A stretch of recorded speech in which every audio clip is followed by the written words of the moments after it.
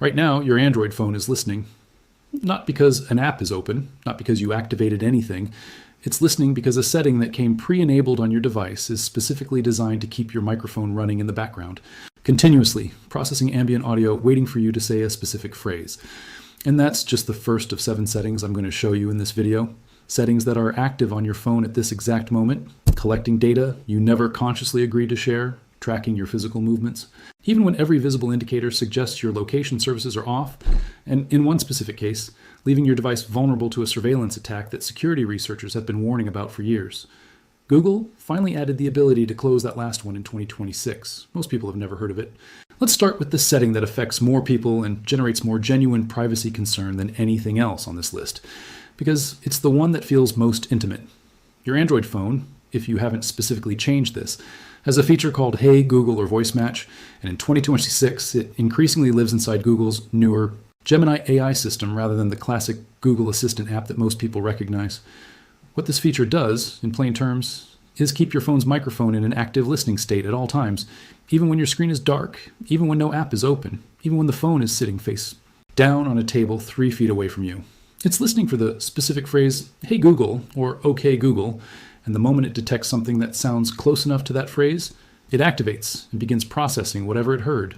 The intent behind this design is convenience, hands-free access to your assistant without touching your phone. The privacy reality is that your device's microphone is never genuinely off while this feature is enabled. Here's where it gets significantly more important to understand the actual risks, rather than just the theoretical discomfort. Private Internet Access documented this plainly in their August 2026 analysis. Saved voice recordings can be exposed through unauthorized account access or a data breach. Criminals may use stolen recordings in impersonation scams or AI voice cloning. Attacks. This is not a hypothetical concern in 2026. AI voice cloning is an active, documented criminal technique that requires only a few seconds of recorded audio to generate convincing imitations of a specific person's voice. If your voice recordings are accessible through your Google account, either through account compromise or through a breach at Google's data centers, those recordings become raw material for a category of fraud that the FBI has confirmed cost Americans close to $900 million in a single recent year. And the unsettling piece of this picture is that most people who have Hey Google active have never once visited their voice and audio activity settings to see what's been stored, let alone taken action to remove it. The fix operates at 2 separate levels, and you need both. First, stop new recordings from being created. In 2026, because Google is progressively migrating users from Google Assistant to Gemini, the settings location has moved for many people who haven't specifically gone looking for it. On most current devices, open the Gemini app, navigate to its settings, find the voice section, and toggle off the active wake word detection. On devices still using the classic Google app, the path is your profile picture, then settings, then Google Assistant, then Hey Google and Voice Match, then toggle off. If your device still has a physical long press shortcut to the assistant, it remains available that way, and that's meaningfully different from having the microphone constantly active in the background waiting for an accidental trigger. Second, delete what's already been stored. Go to myactivity.google.com, navigate to data and privacy, find web and app activity, and specifically locate the option to turn off include voice and audio activity. And while you're in that same section, review the historical stored recordings and delete them. They're searchable, they're individually playable in many cases, and they're accessible to anyone who gains access to your Google account. Now, let's move to the setting that genuinely surprises most people when they first encounter it, because it violates what feels like a reasonable logical assumption about how your phone works. When you turn off Wi-Fi on your Android device, you would expect that your phone stops looking for Wi-Fi networks. It doesn't. And when you turn off Bluetooth, you would expect that your phone stops scanning for nearby Bluetooth devices. It doesn't do that either. Android has a separate independent setting called Wi-Fi scanning and Bluetooth scanning under your location settings, and these 2 scanning processes continue operating completely, regardless of whether Wi-Fi and Bluetooth themselves are switched on or off. When Wi-Fi scanning is active, your phone continuously broadcasts probe requests looking for nearby wireless networks, and those networks, or the infrastructure around them, log your device's presence. When Bluetooth scanning is active, your device continuously pings for nearby Bluetooth beacons, including the tracking beacons that are installed in retail stores, airports, shopping centers, and venues, specifically to monitor foot traffic and customer movement patterns. Think about what that means in practice. You walk into a store with Wi-Fi and Bluetooth turned off on your phone, which you do specifically because you understand that these radios can be used to track your movement. You believe your phone is radio silent. In reality, it is still broadcasting, still being detected, still being logged by the location infrastructure in that environment, because the scanning processes that generate those radio broadcasts operate on a separate toggle that you've never been shown or told about. This data, the precise movement records generated by these invisible scanning signals, is bought and sold through commercial data broker markets. The New York Times documented specifically how this type of wireless signal data is purchased from brokers and used to build detailed maps of individual movements through physical spaces. Turning off Wi-Fi and Bluetooth at the top of your notification shade does not stop this. Only one thing stops it: navigating to settings, then location, services, and turning off both Wi-Fi scanning and Bluetooth scanning individually. These are separate toggles from your main Wi-Fi and Bluetooth controls, and they are both enabled by default. Here's where the story takes a turn that most Android users in 2026 haven't heard yet, because the third setting on this list involves a vulnerability that didn't have a consumer-accessible fix until Google specifically built one into Android 17 this year.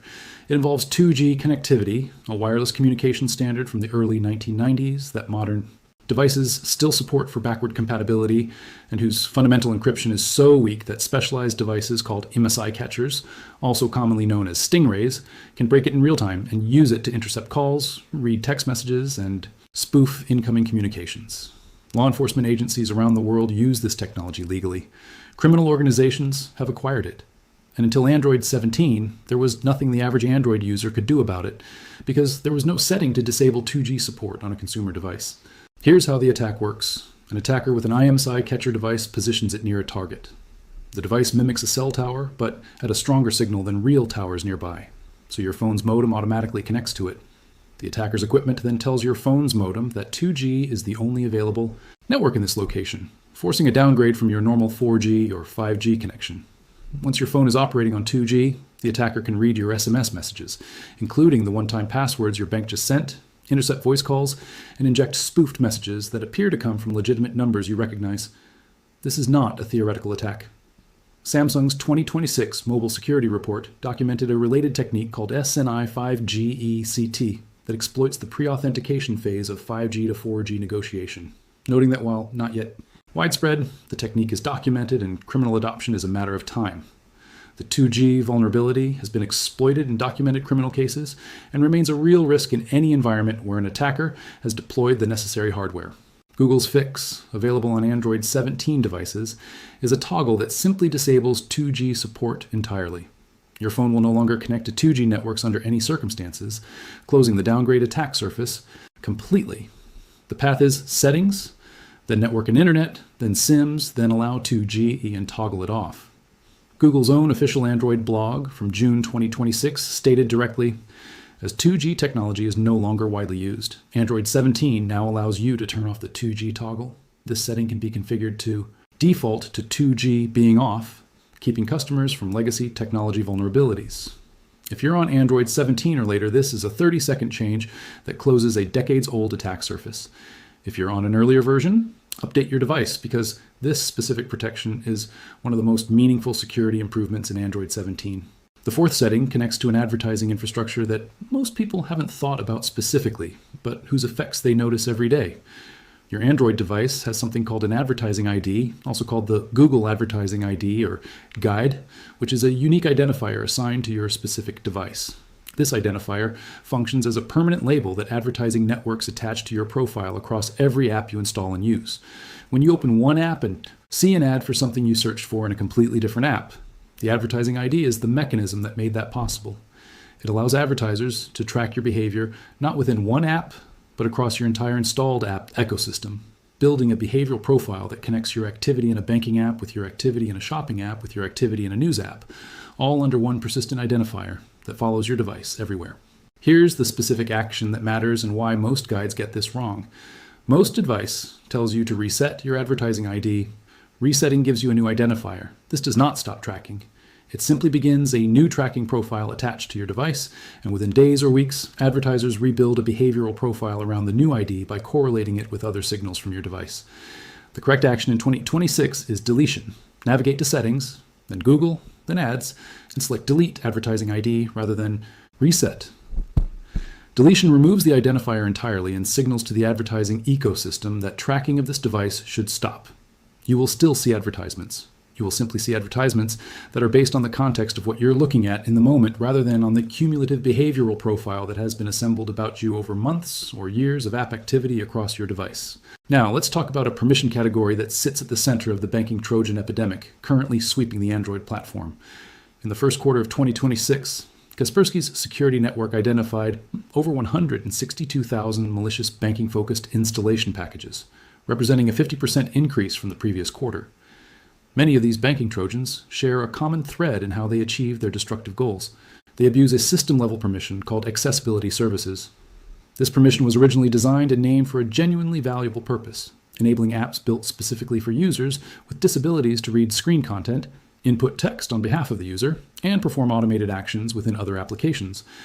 But because this permission grants essentially root-level ability to observe and interact with everything on the screen, including forms where you type passwords and banking credentials, and including OTP codes displayed in notifications, malware developers specifically covet and target it. An app with accessibility services access can watch you type your banking password and transmit it silently. It can read the one-time password that arrives for your bank transfer before you even see the notification.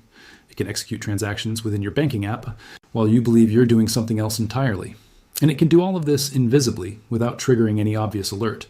Because from the operating system's perspective, it's simply an app performing the screen reading and interaction functions it was granted permission to perform. Google recognized this specifically in 2026. The official Android blog's June announcement stated directly that Android 17 is expanding core advanced protections by removing access to the accessibility service from all apps that are not labeled as accessibility tools. This change applies automatically when advanced protection mode is enabled, but you don't need to wait for Android 17 or advanced protection to start auditing this right now. Navigate to Settings, then Accessibility, then Installed Apps or Accessibility Services, depending on your device's terminology. What appears is a list of every app that has been granted this powerful system-level permission. Work through every entry on that list and ask yourself one question. Is this application genuinely an accessibility tool that I use specifically for a disability-related purpose? If the answer to that question is anything other than yes, revoke the permission immediately. A social media app with accessibility access does not need it to show you posts.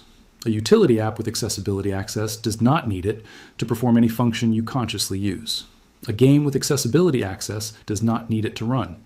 The only apps that have a legitimate claim on this permission are screen readers, voice control applications for users who cannot touch the screen, and dedicated switch control systems. Everything else should be revoked without hesitation. The sixth setting connects to something that most Android users have never opened intentionally, but that runs continuously in the background, transmitting data about your device usage to Google without a clear explanation of what specifically is being sent, or how it's being used. It's called Usage and Diagnostics, and it's designed to send detailed information about your device's performance, the apps you use, and for how long, behavioral patterns, crash reports, and operational statistics back to Google's servers on an ongoing basis. The company describes this as being used to improve Android and its applications. The practical reality is that it represents a continuous data feed about your device behavior that flows to a company whose primary business is advertising, and whose financial model is directly served by understanding how devices are used, when specific apps are opened, how users navigate interfaces, and which features generate engagement. Turning it off is straightforward. Settings, then Google, then Usage and Diagnostics, then toggle it off.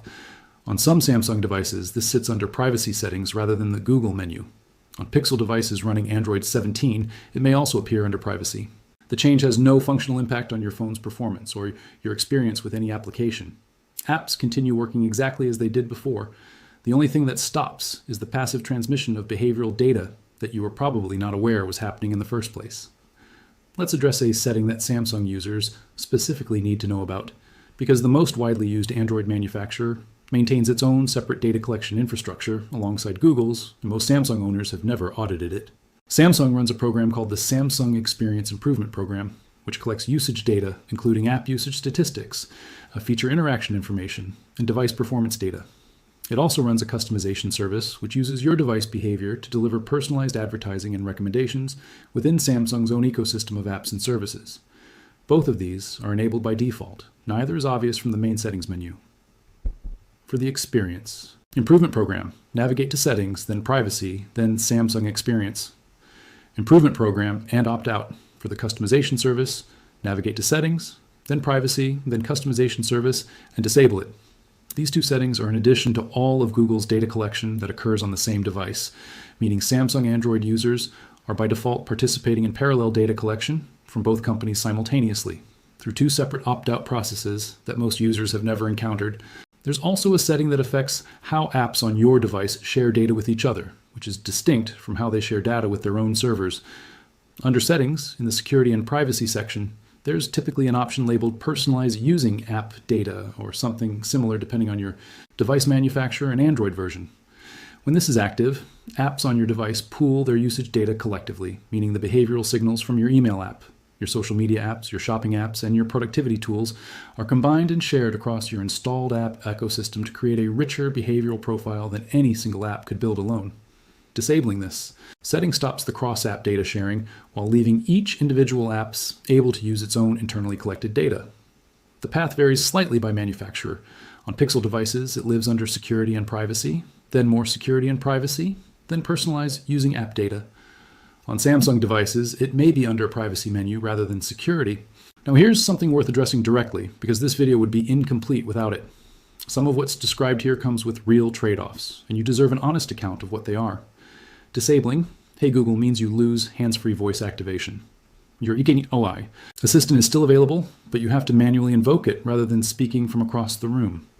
Deleting your advertising ID means your app recommendations and some in-app experiences become less personalized. Turning off 2G means your phone won't connect to networks in Ostinowood, extremely remote areas where 2G is the only available signal, which is a genuine consideration if you travel to rural areas with limited infrastructure. Revoking accessibility services from apps that were legitimately using them for accessibility purposes obviously removes that functionality. And turning off Wi-Fi and Bluetooth scanning means that some location-based features, particularly indoor navigation and location accuracy in places without GPS reception, become less precise. None of these trade-offs are hidden. All of them are real. The relevant question for each setting is whether the functionality you're giving up is something you actually use and value, or whether it's a default capability that was active before you knew it existed and that you've been operating without explicitly choosing. For the vast majority of Android users, Hey Google is triggered accidentally more often than intentionally. Wi-Fi and Bluetooth scanning are running without the user's knowledge. The advertising ID is generating a tracking profile without the user's explicit consent to that specific purpose. The 2G vulnerability is a genuine documented attack surface with a now available fix, and the accessibility permission list contains entries that most users would not knowingly approve if asked directly. The settings exist. The paths to them are specific. The time required to audit and change them is under 15 minutes for the complete list. Whether that 15 minutes is worth spending depends entirely on how you weigh the convenience of defaults you didn't choose against the data exposure that those defaults create by design. Here's the complete checklist, assembled from everything covered in this video. First, open the Gemini or Google app, navigate to Voice Settings, and disable Hey Google wake word detection. Then visit myactivity.google.com and turn off voice and audio activity saving. Second, go to Settings, then Location Services, and turn off both Wi-Fi scanning and Bluetooth scanning. Third, on Android 17 or later, go to Settings, then Network and Internet, then SIMs, and toggle off Allow 2G. Fourth, go to Settings, then Google, then Ads, and choose Delete Advertising ID rather than Reset. Fifth, go to Settings, then Accessibility, then review every app with Accessibility Services access, and revoke it from anything that isn't a genuine assistive technology tool. Sixth, go to Settings, then Google, then Usage and Diagnostics, and toggle it off. For Samsung users, additionally navigate to Settings, then Privacy, and address both the Samsung Experience Improvement Program and the Customization Service. And finally, go to Settings, then Security and Privacy, and disable Personalize Using App Data wherever that option exists on your specific device. These are not settings that Google or Samsung will ever highlight in a setup wizard or a new device tutorial. They exist, they're accessible, and most of them have been quietly enabled on your device since the first time you turned it on. Android now has more privacy controls available than at any previous point in its history, and Android 17's additions to this list represent genuinely meaningful improvements. But the settings only protect you if you know they exist, know where to find them, and make the active choice to change the defaults that were made for you by someone whose interests in your data are not the same as your interests in your own privacy.